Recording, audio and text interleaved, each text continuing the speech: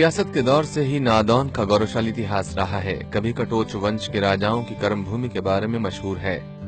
आए नादौन तो जाए कौन, यानी ये कस्बा इतना खूबसूरत है कि जो यहाँ एक बार आता है वो यहीं का होकर रह जाता है।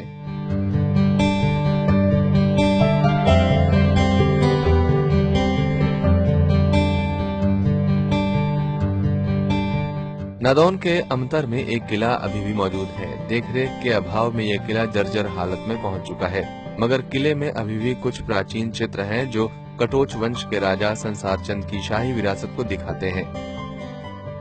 कि महाराजा संसार चंद ने यहाँ इसको बसाने के लिए इसको अपनी राजधानी बनाया और इसको बसाने के लिए उन्होंने 200 कलाकार जो हैं वो विभिन्न क्षेत्रों से यहाँ पर लेके आए। भवन निर्माण कला के कलाकार भी थे, संगीतकार भी थे, अन्य कलाओं को मूर्तिकार भी थे, अन्य कलाओं को भी जानने वाले थे। इसलिए एक बहुत व्यापक सुंदर राजधानी का निर्माण उनके द्वारा किया गया। किले के साथ ही कटोच वंश का एक महल भी है। आम के पेड़ों के बीच घिरा ये महल ठीक ब्यास नदी के किनारे सटा है। राजा महेश्वर चंद आज भी अपने महल में यहाँ रहते हैं। महल के अंदर आपको इतिहास से जुड़ी कई चीजें देखने को मिलती हैं, जो इस दौर की खुशहाली को दिखाती हैं। रियासती काल में नादौन जागीर का ये मुख्यालय हुआ करता था, जहाँ पर राजा संसार चंद अपना दरबार लगाया करते थे। नादौन के पहले राजा होने का श्रेय संसार चंद के पुत्र युद्धवीर चंद कटोच को हासिल है। तो बड़ा सुंदर नगर बना, इसलिए एक कहावत चल पड़ी, जाए नादौन आए कौन। वहाँ से हटने का दिल नहीं करता था। नादौन का मूल शब्द नद वन है, नदी के पास का वन।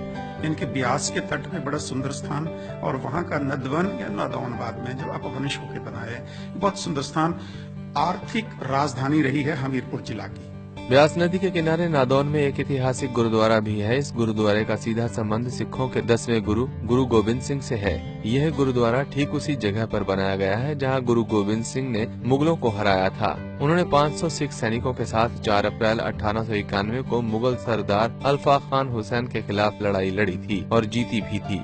सिखों की पवित्र पुस्तक दसम ग्रंथ के नादौन जंग अध्याय में इस लड़ाई का जिक्र आता है। अपना संसार चंद कल्याण चंद कटो राजा सी दोने उन्होंने बगावत करती सी आपस च। फिर बाकी 20 राजा जिहड़े उन्होंने बेनती की गुरु साहब ने भी इत्थे साडी मदद करो, ते गुरु साहब ने इत्थे आके बाकी मदद करके अल्प खान उत्ते युद्ध छेड़िया सी, वो जित किता फतेह कीता जी। मुगलों को हराने के बाद गुरु 8 दिन तक यहीं रुके थे। 1929 में बने इस गुरुद्वारे में आज भी बड़ी तादाद में श्रद्धालु माथा टेकने के लिए आते हैं। इस गुरुद्वारे को श्रोमणी गुरुद्वारा प्रबंधक समिति चलाती है और यहाँ पर महाराजा रणजीत सिंह के समय का एक नगाड़ा भी मौजूद है।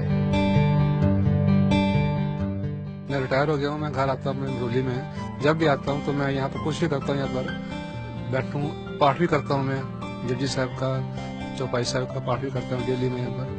तो मेरे मन में थोड़ी खुशी होती है कि भाई हाँ गुरुद्वारा है, यहाँ पर सफाई है, यहाँ पर अच्छा है ये, तो इसलिए मैं आता हूँ। नादौन आज खेलों का एक केंद्र बनकर भी उभरा है। HPCA ने नादौन के अमतर में एक खूबसूरत क्रिकेट स्टेडियम बनाया है। इस स्टेडियम में जहां रणजी के मैच कराए जाते हैं, वहीं उभरते हुए क्रिकेटरों की भी प्रतिभा को यहां निखारा जाता है। नादौन की इस बेपरवाह खूबसूरती की वजह से पंजाबी कवि बुल्ले शाह ने कहा था, आए नादौन तो जाए कौन। कैमरामैन परविंदर सिंह के साथ अरुण पटियाल, पंजाब केसरी टीवी। व्यापार में लाभ होगा या हानि, रिश्तों में कैसे सुलझेगी परेशानी, किसका बनेगा शादी का योग, कौन से उपाय से कटेंगे रोग, मैं बताऊंगा मेष से लेकर मीन राशि का हाल। भविष्यवाणी लाइव में पंजाब केसरी टीवी पर रोज सुबह 8 बजे।